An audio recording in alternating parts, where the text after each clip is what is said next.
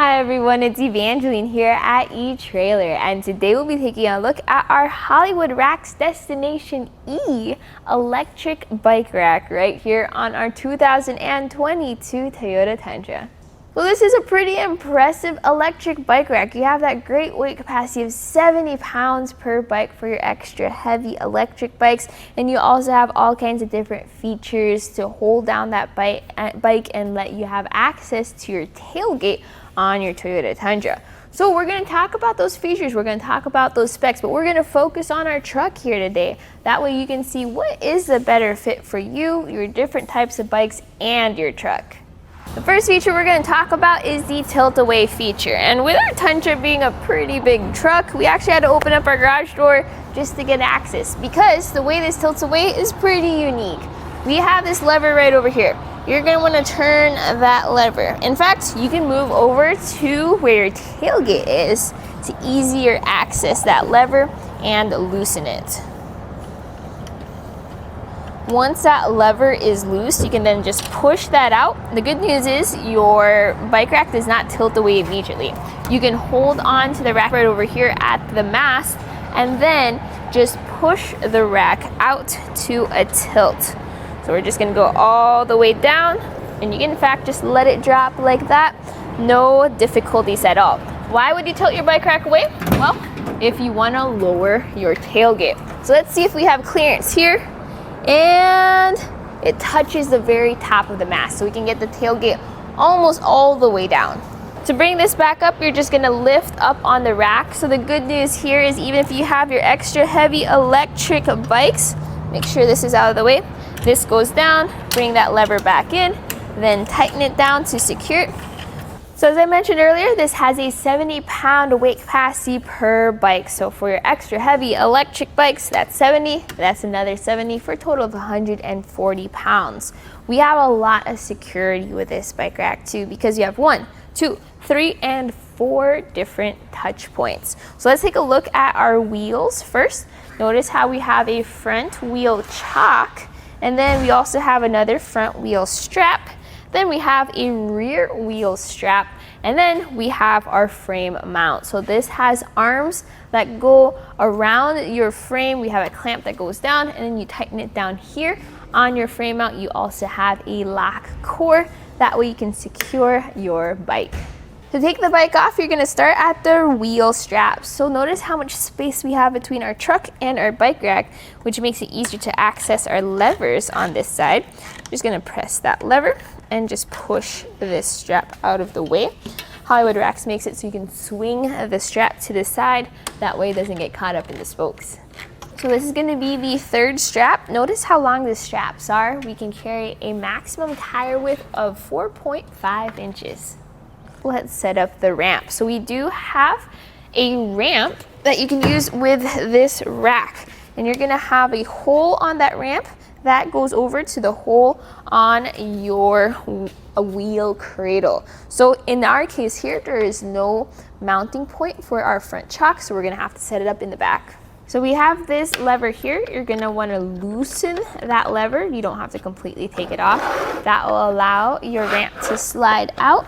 And this is gonna fit underneath your tire and then onto that stopper that goes out as far as the ground will let you, and then we can disengage our frame mount. So here we have our knob. So with this in the unlock position, as you rotate that knob, that clamp then disengages or loosens around your frame. For frames of different shapes and sizes, this will still work because you have the option of putting this either on your frame or on your seat post. So whether you have those smaller bikes like those women's frame or step-through frames, perfectly fine with those. Once that is out, you can then see how this works as a strap. You can keep that over to the side, and then you can ramp this down. So you will have to be conscious of where your pedals are. In our case, since we're going backwards, don't have to worry about that. You can also see here on the center of our ramp how we have a guide, so that way even as we shake this back and forth, we're not off of the track. So even with our limited space, we were still able just to get our bike down to an angle where it was easier for me to lift it up in a way. Don't forget to tighten down your ramp and then secure it inside of your truck before continuing on to the next step. Notice how our straps all have that tilt back and forth just to accommodate those different wheelbases. You have this really nice, strong, and sturdy cradle here, which just adds to the stability of this platform rack. You also have the grips on each of your straps. That way, as you strap everything down, you have that secureness as well as that cushion on those wheels. Speaking of straps, you also have these straps for your clamps in case you want to keep the clamp on, but you don't want it getting in the way. Definitely check out the full review my friend AJ did of this rack if you want more information on how that works. So this is going to add some length to the back of your truck. So we'll take some measurements to see exactly how much. I'm going to measure from our bumper on our Tundra to the end of the rack right over here, and that sits at, I'd like to say 32¼ inches. So since you already have a big truck, just keep that measurement in mind whenever you're backing into your garage or trying to park into a tight spot, because you now have a bike rack as well as 2 bikes behind you. Measuring for ground clearance, we have this destination wing style here. So we're going to measure from the end of the rack to the ground. It sits at 23½ inches. Over here towards the center, it sits at 28 inches. Compare that to where our shank is though. Our shank sits at bottom of the shank to the ground, 18 inches. So we have a little bit of a shank rise there, which is helpful on other vehicles because you want to make sure that your bikes clear the ground.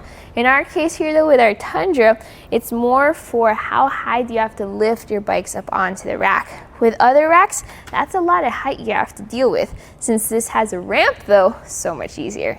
Now we're gonna fold this mast down, that way we can fold up on the rack. So we have these straps holding those levers in place. You're gonna wanna pull on those rubber straps. You can see now that that disengages that mast. So one strap, and there's our other lever. Now the trickiest part is depending on how you have your bike rack set up for your bikes, it may be tricky to get some clearance there with the center portion of your rack. But once you have the fit that you like, don't forget to tighten everything down and secure those levers too. The next step is to remove this clip so that you can remove this pin. So you just pull that out of the way. And the good news is you don't have to hold anything up while you do this process. Once that pin is out, all you need to do is lift up on the rack. I'm gonna get out of its way and go over here to the back, bring it all the way up there, and then secure it with that pin I just took out. So closest point between our bike rack and our truck is gonna be by our bumper. So that is from the bumper to pretty much where that clamp is, 5 inches of clearance there, plenty of clearance even between our tailgate too. The length now added to the back of our truck is gonna be from the bumper to the furthest point, which is by this hinge, and that's 15½ inches. So big difference compared to when this was folded down. If you do have limited space inside of your garage, this is the position you'll have your bike rack in, especially if you don't want to take it off since it is a heavy rack. And if you do choose to keep this on your truck, what is it like living with a bike rack behind your truck? Well, notice that with this folded up, it sits right pretty much just a little bit above where your tailgate sits.